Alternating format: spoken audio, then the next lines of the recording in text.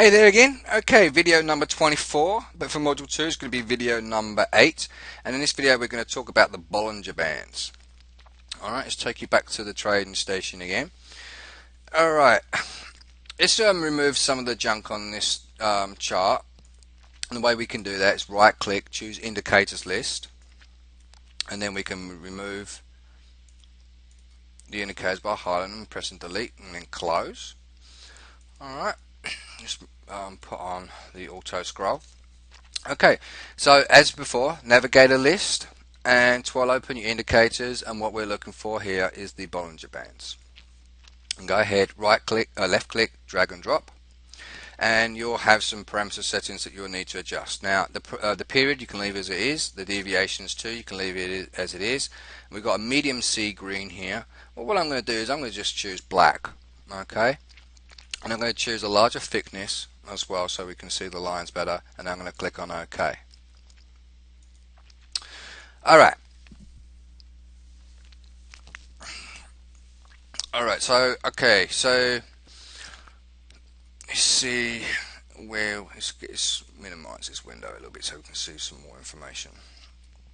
Alright, now the Bollinger Bands basically takes a measurement of the volatility previously and then applies the volatility kind of information ahead. So when you see a lot of movement in the market, like you say if it's going up, you'll start seeing the top band, which is here, and the bottom band, which is here, getting further and further apart from each other. And then as the market starts to become diluted and there's not really much going on, the volume in the market starts to drop, and when it starts to drop you'll start seeing the top and the bottom bands getting smaller and smaller to a point it gets to, it's like a bottleneck. It's like you're squeezing the top of the bottle to prevent all the water or the beer coming out of it. As soon as you let go it bursts, and then boom, and there you go. So here we can see here like the pressure is being applied, it's being squeezed together, and eventually it needs to break out one way or the other. Normally the general rule of thumb is that the first indicator to break out, either the top or the bottom, will dictate where it's going to go. Alright, let's give you another example. Like for instance, we can see that as the market's gone up, we can see now the bands are moving further away from each other, but as the market is starting to become smaller in volume, the bands start to get smaller and get close together. And then at the point of the breakout, the top part of the Bollinger Band here and down the bottom, you can see this bar breaks the bottom, and therefore it dictates the rest of the trend. Then you can see again it's starting to the bands are getting closer together. The top band and the bottom band are getting closer together, and then we can see the breakout of this candle here, which will dictate that this is now the direction that we should be going in, which is long. Alright. Also as well, a good indication when to get out is actually the third break. Let's say we're going short and we want to work out where we want to get out of this trade.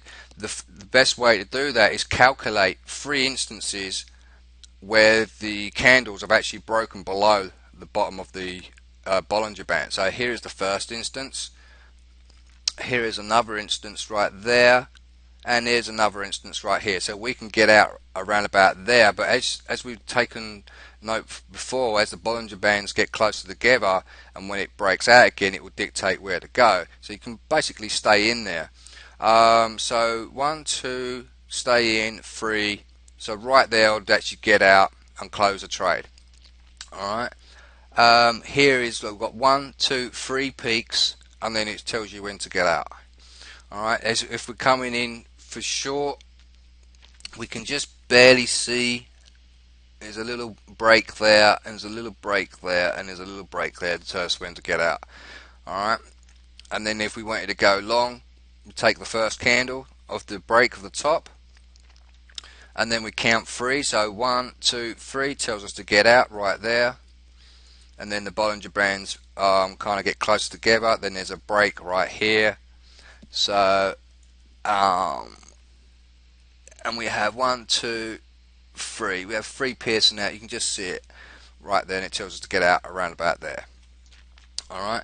Another way that we can actually use the bollinger bands is to really wait for the bollinger bands to be hit at the bottom, and then take the break of the middle bollinger band, and then take the third exit of the bar, like when it pierces above. So it is bar number 1, here's bar number 2, here's bar number 3, and we close out right here. Alright, and then we can see that the bollinger bands are being hit by the candle, and then there's the candle here that actually breaks the middle of the bollinger band, and then we can go short on the next bar. Now it's important that the body really does break the middle of the bollinger band. You don't really want it to have the tail or the wick to break it. You really need the body to break it. Like this is the instance here when the market came down, it came below the bollinger bands. It didn't really get to that point where it hit that bottom of that bollinger band, but it's close enough, so it's still okay. And then we basically went long on the next candle on this bar here. So here is our confirmation, and the top part of the body here actually closes above this middle part of the bollinger band. Alright, and then we get out on the third peak of the candlestick, which is that green bar right there. So the same thing again for when we want to look for a short trade, is we want to see it penetrate through the bottom here, and then make sure that the next candle is also below, and then go short. And here we are, we're going short, and we're waiting for 1, 2, 3. 3 bars actually penetrate outside of the bottom of the bollinger band, and then we'll basically close our trade there, and then we'll wait for another break. Alright, so here we can see that where the bears have actually got tighter, closer together, and then we're looking for the break. This one here is not really a true break because it's still inside the bottleneck, but when it starts to break out to really show some definition in its move, that's your first alert. And then we can see right here it is time to go long here.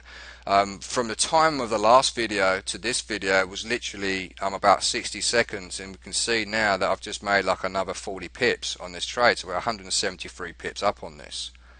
Alright, equivalent, it's about 1.7%. It might not mean a lot of money to most people, but when you see my trading style, you'll see hopefully that this bounce will get very big towards the end.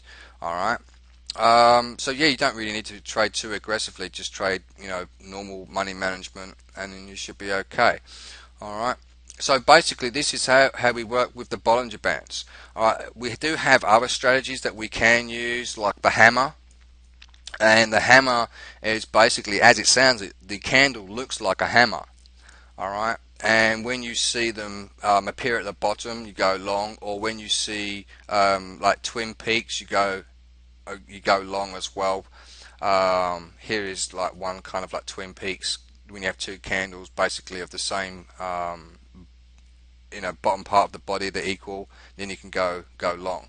And the same thing with a short trade, you're really looking for 2 bars. But we will get into this a little bit more in candlestick formations and how we can use them in conjunction with other indicators as well. Alright, but for the time being I can't really see any. Well, here's a bit of a hammer here that happens right at the bottom, but it's not a perfect one. There's an inverse hammer. But anyways, but yeah, I will leave you with that. So just basically, for the most part, what you would really want to look for is really these areas here where they basically come in together, and then your time to actually get ready to go for the trade is when they start to expand out from each other, and then when the bar breaks one or the other, that will dictate where to go. You can see this one breaks going on the new bar, and then crikey, look, this one just keeps on going up. Alright, when to get out? Well, this bar here actually closes below the middle of the Bollinger Band. You could essentially, from here to there, that's 135 pips. So from there, essentially, you could book in 50 pips and not close the trade and see what happens, to see if it keeps on going up. If you chose that option, Crikey, that's 400 pips in 54 times 4 hours, that's 200 hours.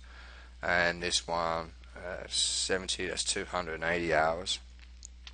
So, that's almost about a week and a half.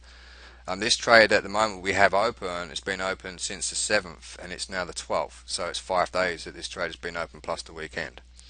Alright, 180 pips up. Anyway, so I will leave you with that video for the moment, and I will see you very shortly in the next one. Alright, bye for now.